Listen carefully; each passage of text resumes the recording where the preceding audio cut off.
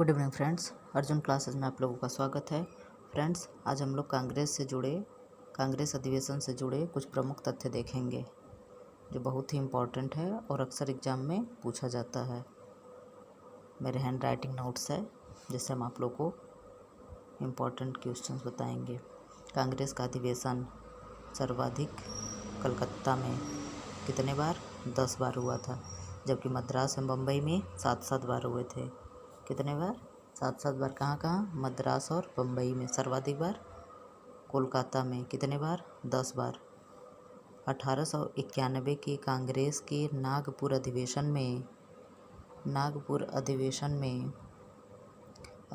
में पहली बार कांग्रेस के साथ राष्ट्रीय शब्द जोड़ा गया था। नहीं तो क्या था? सिर्फ कांग्रेस। फिर क्या हो गया? 1891 में क्या हो गया? राष्ट्रीय कांग्रेस। 1896 के कलकत्ता अधिवेशन में बंकिम चंद्र चटर्जी ने स्वरचित वंदे मातरम गीत गाया था। कब?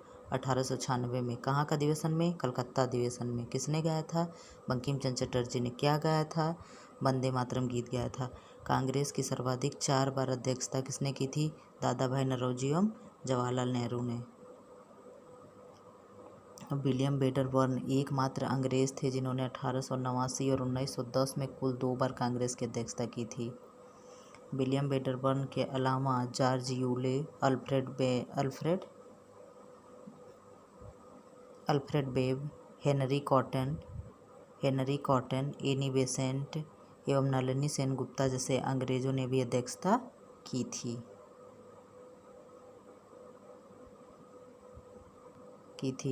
1907 के बनारस अधिवेशन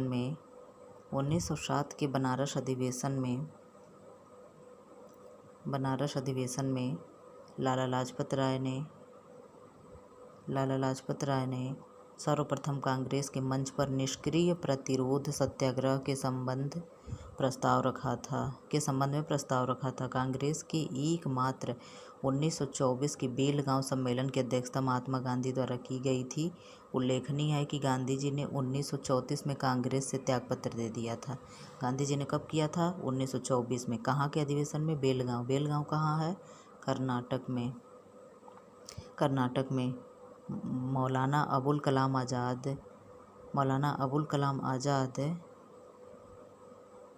1923, ये क्या लिखा है? 1923 के दिल्ली में हुए, एक बार देख लें, 1923 ही तो है। हाँ, 1923 के दिल्ली में हुए कांग्रेस के विशेष अधिवेशन में अध्यक्षता की थी, जिसके साथ ही सबसे कम उम्र यानी 35 वर्ष में अध्यक्ष बनने का गौरव इन्हें प्राप्त हुआ था। किसे? मौलाना अबुल कलाम आज़ाद को। सर्वाधिक लंबे समय तक 1940 से 45, कितने साल? 5 साल। कांग्रेस का आज़ादी के पूर्व अध्यक्ष रहने का भी सम्मान इन्हें प्राप्त है, क्योंकि 1940 रामगढ़ अधिवेशन के बाद अगला वार्षिक अधिवेशन 1945 में हुआ था।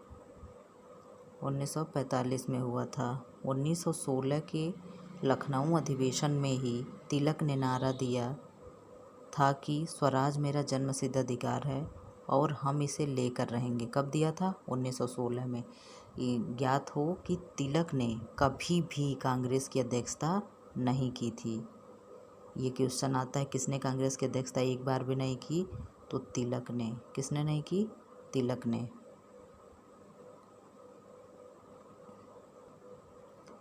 1917 के कलकत्ता में कांग्रेस अधिवेशन में पहली बार कांग्रेस ने तिरंगा झंडे को अपनाया था। कब? 1917 में। 1918 के वार्षिक अधिवेशन की अध्यक्षता हेतु तिलक जी को चुना गया था, किंतु ब्रिटेन चले जाने के कारण मतलब मदन मोहन मालवीय को अध्यक्ष चुना गया था। 1918 में ही अधिवेशन में पहली बार कांग्रेस के किसी अधिवेशन में हजारों किसानों ने भाग लिया था। 1919 के अमृतसर सम्मेलन में कांग्रेस में अंतिम बार तिलक जी ने भाग लिया था। 1920 के नागपुर अधिवेशन में कांग्रेस ने पहली बार देशी रियासतों के संबंध में अपनी नीति स्पष्ट की थी। 1920 के नागपुर अधिवेशन में ही पहली बार भाषाई आधार पर प्रांतों को विभाजित करने की बात की गई एवं हिंदी को संपर्क भाषा के तौर पर प्रयोग करने की सलाह दी गई थी।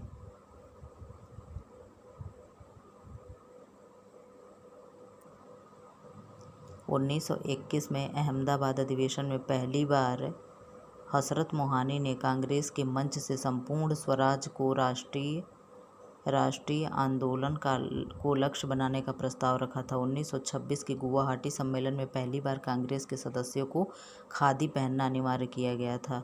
1929 में नेहरू की अध्यक्षता में हुए लाहौर अधिवेशन में कांग्रेस ने पूर्ण स्वराज को अपना लक्ष्य घोषित किया था। कब?